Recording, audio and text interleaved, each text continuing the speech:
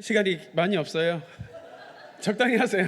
네, 제게 허락된 시간이 15분입니다. 초시계를 켜놓고 사상 초유의 초시계를 켜놓고 설교를 하는 사태를 맞이했습니다. 아마 한국교회 처음이지 싶습니다. 개주식 설교. 네, 제가 먼저 스타트를 끊고 제가 뒤에 효과적으로 바톤을 넘겨드려야 되는데 각자의 주법대로 달릴 겁니다. 저는 오늘 구약을 받고 한 목사님은 신약을 보지 않습니까? 예상하셨듯이 저와 한 목사님은 스타일은 완전히 주법은 반대겠지만 그래도 각자 주신 은사대로 하나님께서 쓰시고자 하시는 대로 주님께서 끝내시고자 하시는 이 시간, 은혜의 시간 가운데에서 주시고자 하시는 것을 가감없이 손해 없이 손실 없이 전하도록 애쓰고 노력하도록 하겠습니다. 우리 좌우에 계신 분과 이렇게 인사하겠습니다. 은혜 받읍시다. 아마 한국교회에서 처음이지 싶죠? 네, 뭐 한국교회는 그렇다 치고 대구 지역에서는 처음이고 성지교회에서도 처음일 것 같습니다. 두 사람이 다 이렇게 갑자기 올라오는 경우가 있나 싶은데 그래도 굉장히 영광스럽게 생각합니다. 독특하고 신선한 걸 좋아하는 편인데 이렇게 독특하고 신선한 자리에서 말씀을 전할 수 있게 돼서 너무 감사합니다. 저는 그 학교 다닐 때 계주 달리기를 저도 했었어요. 제가 100m를 몇 초에 뛰었을 것 같으세요? 한참 잘 뛰었을 때? 13초 8을 뛰었습니다. 제가 이 몸으로 13초 8을 뛰었습니다. 그래서 럭비부 선생님이 너는 럭비를 해야 된다. 그래서 몸이 이렇게 큰데 13초 8을 뛰니까 진짜 그게 꼭 럭비에 필요하다고 저를 스카우트하려고 했었던 적도 있었거든요. 그래서 한번 100m 달리기를 하고 나니까 계주 달리기를 할 때마다 저를 불렀습니다. 뭐 안 믿기시겠지만 이 몸으로 이 몸으로 계주 달리기를 하면 제가 먼저 나가게 됐습니다. 근데 계주 달리기 할 때 제일 싫었던 게 있습니다. 가슴이 너무 뛰어요. 그래갖고 진짜 바톤 들고 기다리는 것도 힘들고 가슴이 뛰는 게 저한테 너무 힘이 들었어요. 그래서 가슴이 너무 뛰어서 더 열심히 뛰었습니다. 죽을 것 같이 뛰었습니다. 그래갖고 계주 달리기 하고 막 이기기도 하고 역전도 하고 너무 재밌게 잘 달린 적이 있는데요. 오늘도 평소와는 달리 굉장히 떨립니다. 계주 달리기는 이 레이스 전체에 좀 폐를 끼치면 안 되는데 좀 잘하겠다라는 생각이 듭니다. 여러분 드라마 좋아하십니까? 다 집에 가시면 성경만 보시나 봐요. 네, 저도 안 그러는데 여러분 그러시나 봐요. 네. 요즘에 드라마 공중파 방송에서 많이 본다기보다는 그 넷플릭스나 뭐 이런 걸로 많이 보잖아요. 요즘에 가장 핫한 드라마가 뭐죠? 참교육. 네.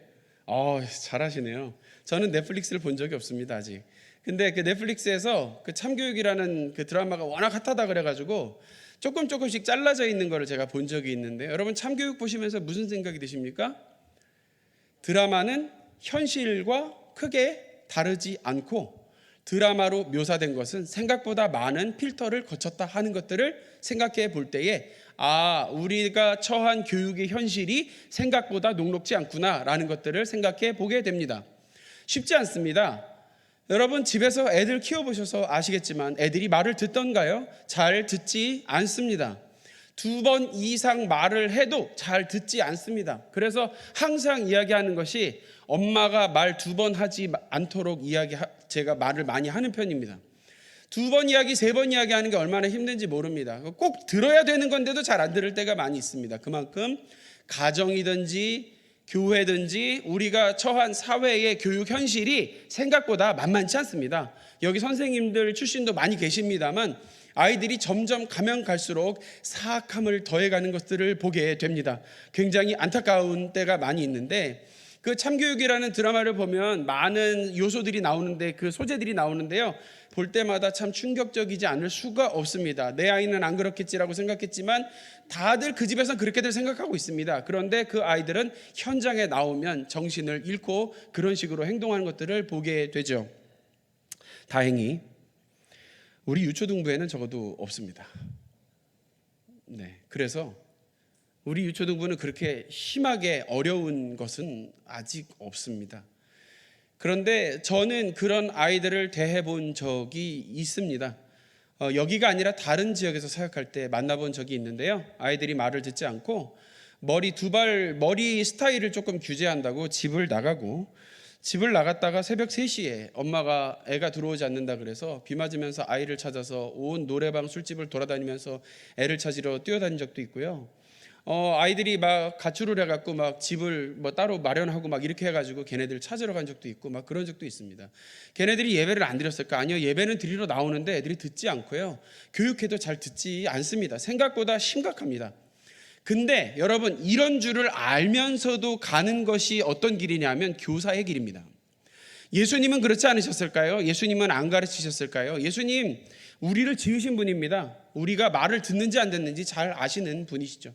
그래서 예수님은 우리에게 가르치시고 전파하시고 하시면서도 이들이 지금 듣고 있는지 안 듣고 있는지 예수님 굉장히 잘 알고 계셨을 것입니다. 그런데도 예수님은 게을리하지 않으셨습니다. 그렇게 가르치셨고 그렇게 참으시고 그렇게 기다려 주셨습니다. 그래서 예수님이 하셨던 그 일을 지금 우리 교사들이 감당하고 있습니다. 우리 교사들 자리에서 잠시 일어나 볼까요? 이거 보세요. 제가 한 번 얘기하면 안 일어나잖아요. 선생님들도 안 일어나는데 애들이 일어나겠어요?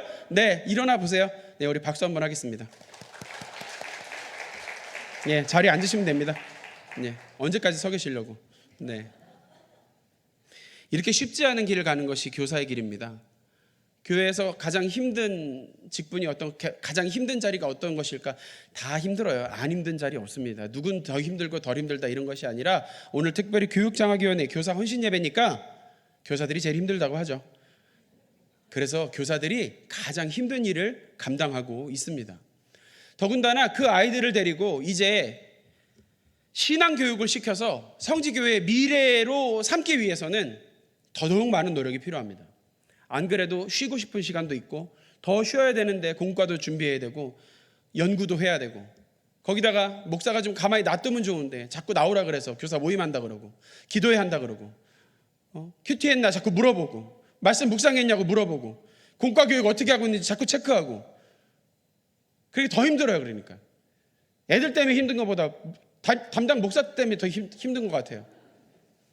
자꾸 물어봅니다. 왜요? 그래도 우리가 힘들어도 해야 하는 일이 이것이기 때문에 그렇습니다. 이게 적어도 교회에서는 어떤 의미가 있느냐? 아까 말씀드리지 않았습니까? 예수님이 하셨던 일이기 때문에 우리가 해야 되는 이유가 있습니다. 예수님이 하시고자 하셨던 일이기 때문에 우리가 해야 할 이유가 있습니다. 더 힘든 건 뭔지 아세요? 여러분, 제가 미국에서 노가다 할 때 목회보다 더 쉽다고 생각했던 것이 무엇이었냐면, 몸은 힘들지만 노가다라는 말 자꾸 쓰면 안 되잖아요. 노동할 때요, 건축 일을 할 때, 자꾸 제가 비속어 써서 죄송합니다. 건축 일을 할 때, 건축 일은 정확하게 재가지고 딱 자르면 자른 대로 결과가 나옵니다. 박아서 빡빡빡 박으면, 그렸던 대로 박으면 그림이 나옵니다. 못을 박고 뭐 본드를 붙이고 하면 결과가 나옵니다. 바로 나옵니다. 사역이 그렇던가요? 그렇지 않잖아요. 사역은 아무리 가르쳐도 결과가 당장 나오지 않아요. 지금 한두 사람이 아니에요. 건축 일은 그날 가갖고 그 현장 하나만 돌보면 되지만, 지금 여기에는 못 잡아도 100명 이상의 집이 여기 있습니다.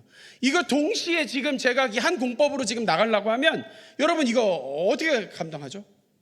이게 쉽지 않습니다. 교사들은 어떻습니까? 그렇습니다. 어렵습니다. 교사들 굉장히 힘들고 어려운 일을 하고 있습니다. 그러나 필요하기 때문에, 하나님 나라에 반드시 필요하기 때문에 하나님께서 이 자리에 부르셔서 그 일들을 감당하고 있는 줄로 믿습니다. 그러면 나는 교사가 아닌데, 그러면은 이제 어떻게 눈 감고 귀 닫고 주무실 수는 없는 거 아니겠습니까? 여러분, 그러나 교사들에게만 주는 말씀은 없습니다.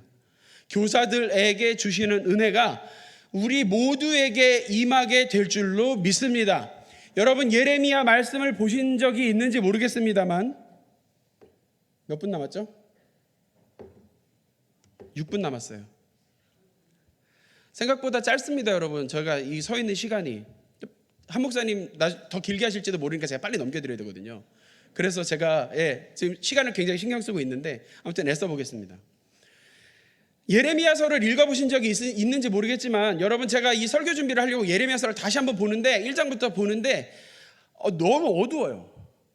욥기를 제가 수요예배 때 봤는데 욥기보다 더 어두운 것 같아요. 심판과 그 진짜 처참한 상태들이 어쩜 그렇게 많은지, 거기다 장도 길어요, 예레미야가. 엄청나게 긴 장 동안에 굉장히 많은 양들이, 굉장히 어두운 이야기인데, 오늘 읽은 33장은 예레미야 전체에서 소망을 담고 있는 30, 31, 32, 33, 딱 4장. 밝은 장입니다. 밝은 장. 참 예레미야서를 여러분 집에 가서 이제 읽어보실 거죠. 이렇게 하면 너무 궁금해. 그래서 집에 가서 막 밥도 굶어가면서 예레미야 보실 거잖아요. 한번 보세요. 한 몇 시간 걸릴지 모르겠지만 한번 보세요. 50몇 장까지 있으니까. 그 읽으실 때 여러분 보시면은 그 어두운 곳에서 소망을 말씀하는 말씀이 이 30장부터 33장까지 있습니다. 그 말씀 중에 이 유명한 구절이 있습니다. 너는 내게 부르짖으라. 여러분, 우리 교사된 여러분께 제가 말씀을 드립니다. 말씀으로 당부합니다. 여러분, 우리는 하나님 앞에 부르짖어야 합니다.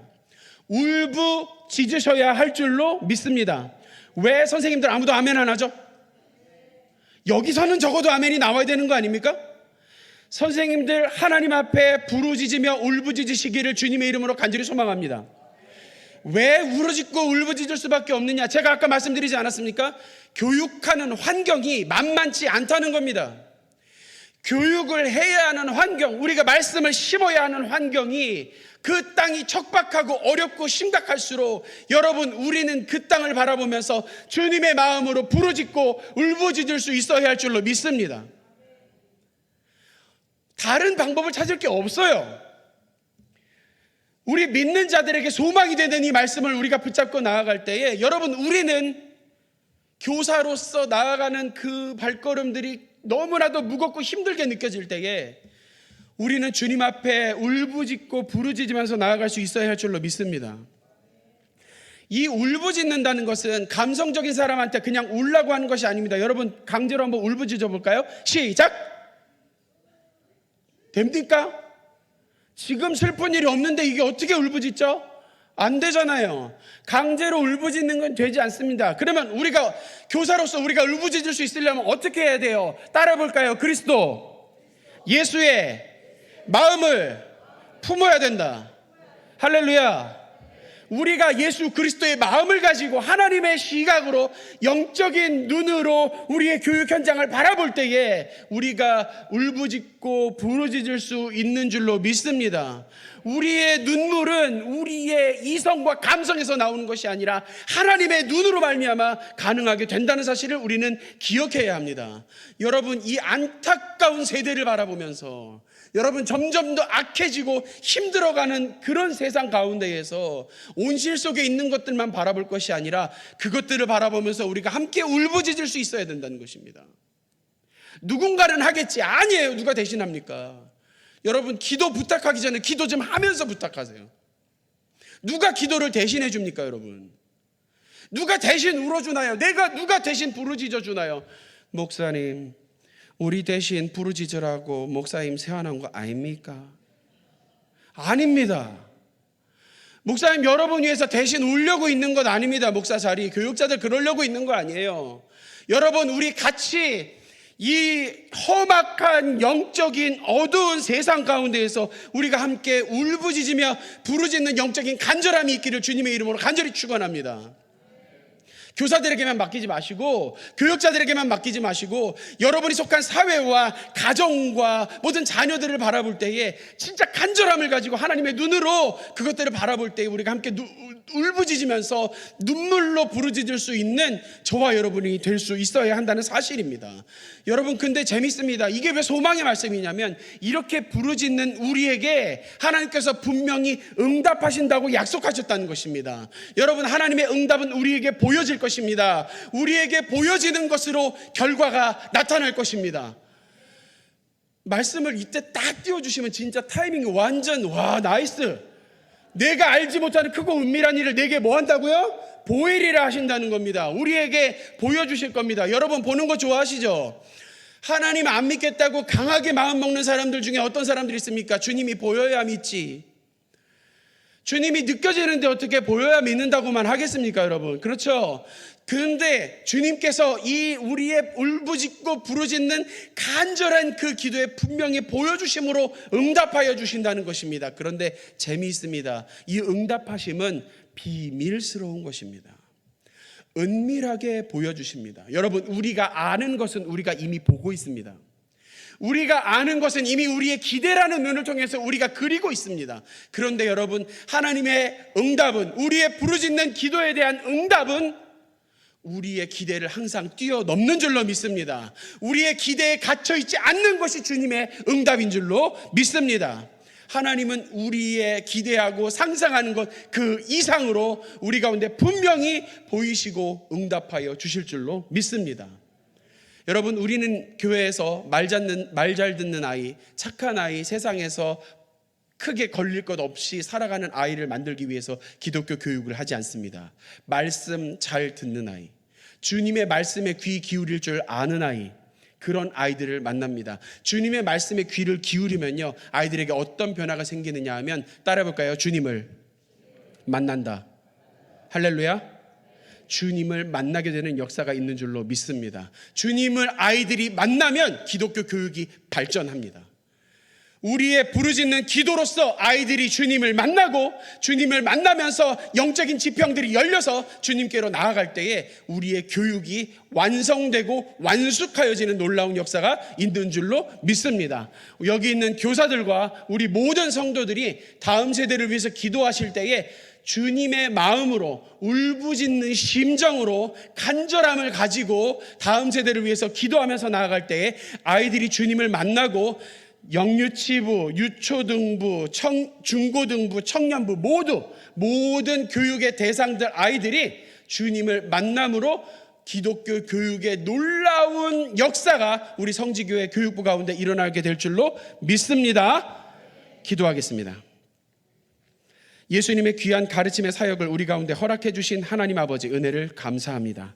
천하보다 귀한 영혼들의 신앙교육에 힘쓰는 교육장학위원회 위원장님을 비롯한 모든 위원들, 교사들에게 은혜를 부어 주옵시고, 우리 세대를 보며 귀한 영혼들을 대할 때에 간절함과 뜨거움으로 부르짖는 우리가 되게 하옵소서. 성지교회 다음 세대의 믿음이 견고히 세워지게 하옵시고, 예수님을 만나고 경험하는 세대가 되게 하여 주옵소서. 모든 것을 감사하오며 예수 그리스도 이름으로 기도합니다. 아멘.